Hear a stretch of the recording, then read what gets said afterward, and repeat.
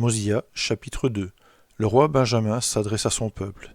Il rappelle l'équité, l'impartialité et la spiritualité de son règne. Il lui recommande de servir son roi céleste. Ceux qui se rebellent contre Dieu connaîtront une angoisse semblable à un feu qui ne s'éteint pas. Vers 124 avant Jésus-Christ. Et il arriva que lorsque Mosia eut fait ce que son père lui avait recommandé, et eut fait une proclamation à travers tout le pays, le peuple se rassembla à travers tout le pays, pour monter au temple, entendre les paroles que le roi Benjamin lui dirait. Et il y en avait un grand nombre, oui, tant qu'on ne les compta pas, car ils s'étaient multipliés extrêmement et étaient devenus grands dans le pays.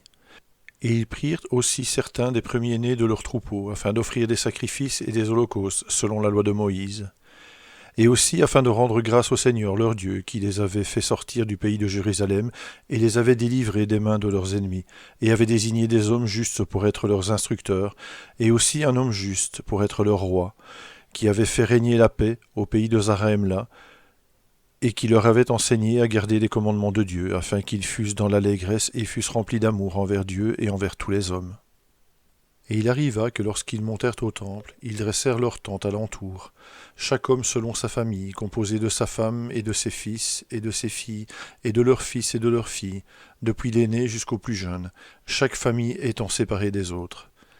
Et ils dressèrent leur tente autour du temple, chaque homme ayant la porte de sa tente tournée vers le temple, afin de pouvoir rester dans leur tente et entendre les paroles que le roi Benjamin leur dirait. Car les multitudes étaient si grandes que le roi Benjamin ne pouvait l'instruire toutes dans les murs du temple. C'est pourquoi il fit ériger une tour, afin que son peuple pût entendre les paroles qu'il lui dirait. Et il arriva qu'il commença à parler à son peuple du haut de la tour.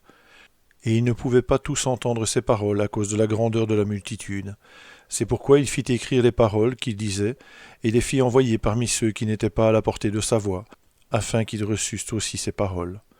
Et voici les paroles qu'il dit et fit écrire, disant : Mes frères, vous tous qui vous êtes assemblés, vous qui pouvez entendre les paroles que je vais vous dire aujourd'hui, je ne vous ai pas commandé de monter ici pour prendre à la légère les paroles que je vais vous dire, mais pour m'écouter et ouvrir les oreilles afin d'entendre, et le cœur afin de comprendre, et l'esprit afin que les mystères de Dieu soient dévoilés à votre vue. Je ne vous ai pas commandé de monter ici pour que vous me craigniez, ou pour que vous pensiez que de moi-même je suis plus qu'un homme mortel. Mais je suis semblable à vous, sujet à toutes sortes d'infirmités de corps et d'esprit.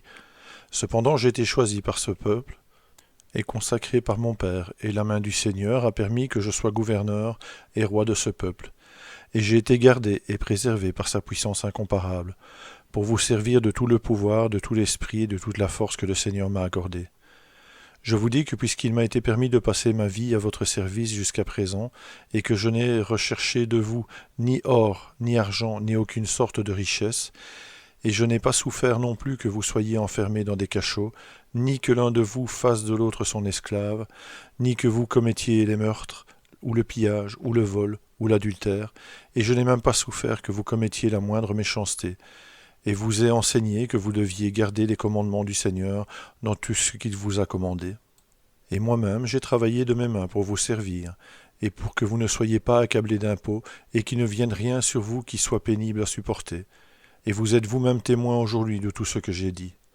Pourtant, mes frères, je n'ai pas fait ces choses afin de me vanter, et je n'ai dit pas non plus ces choses afin de pouvoir vous accuser, mais je vous dis ces choses afin que vous sachiez que je peux répondre aujourd'hui d'une conscience nette devant Dieu. Voici, je vous dis que parce que je vous ai dit que j'avais passé ma vie à votre service, je ne désire pas me vanter, car j'étais simplement au service de Dieu. Et voici, je vous dis ces choses, afin que vous appreniez la sagesse, afin que vous appreniez que lorsque vous êtes au service de vos semblables, vous êtes simplement au service de votre Dieu. Voici, vous m'avez appelé votre roi, et si moi que vous appelez votre roi, je travaille pour vous servir, ne devriez-vous pas travailler pour vous servir les uns les autres ? Et voici aussi, si moi, que vous appelez votre roi, qui ai passé ma vie à votre service, et cependant été au service de Dieu, je mérite un remerciement quelconque de votre part, oh, comme vous devriez remercier votre roi céleste. Je vous dis, mes frères, que si vous exprimiez tous les remerciements et toutes les louanges que votre âme tout entière a le pouvoir de posséder, à ce Dieu qui vous a créé, et vous a gardé et préservé, et a fait que vous vous réjouissiez, et vous a accordé de vivre en paix les uns avec les autres, je vous dis que si vous le serviez, lui qui vous a créé depuis le commencement, et vous préserve de jour en jour, en vous prêtant le souffle afin que vous viviez, et ayez le mouvement, et agissiez selon votre volonté, vous soutenant même d'un moment à l'autre, je dis, si vous le serviez de votre âme tout entière, vous ne seriez encore que des serviteurs inutiles. Et voici, tout ce qu'il exige de vous, c'est que vous gardiez ses commandements. Et il vous a promis que si vous gardiez ses commandements, vous prospéreriez dans le pays, et il ne varie jamais de ce qu'il a dit. C'est pourquoi, si vous gardez ses commandements, il vous bénit et vous fait prospérer. Et maintenant, en premier lieu, il vous a créé et vous a accordé la vie, ce dont vous lui êtes redevable. Et deuxièmement, il exige que vous fassiez ce qu'il vous a commandé. Et si vous le faites, il vous bénit immédiatement pour cela. C'est pourquoi il vous a payé.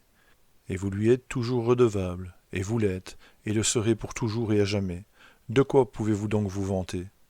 Et maintenant, je le demande, pouvez-vous dire quoi que ce soit pour vous-même? Je vous réponds non. Vous ne pouvez pas dire que vous êtes, ne serait-ce qu'autant que la poussière de la terre.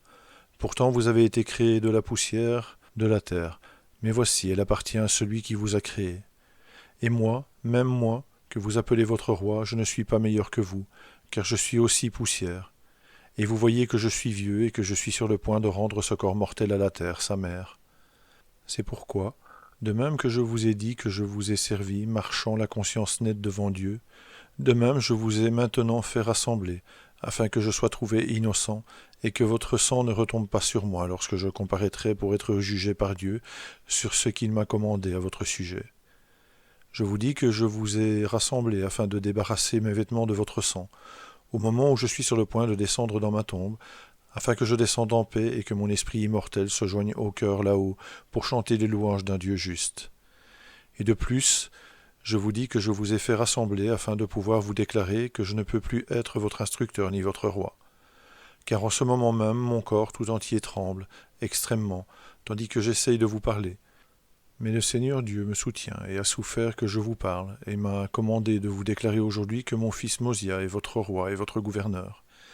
Et maintenant, mes frères, je voudrais que vous fassiez ce que vous avez fait jusqu'ici.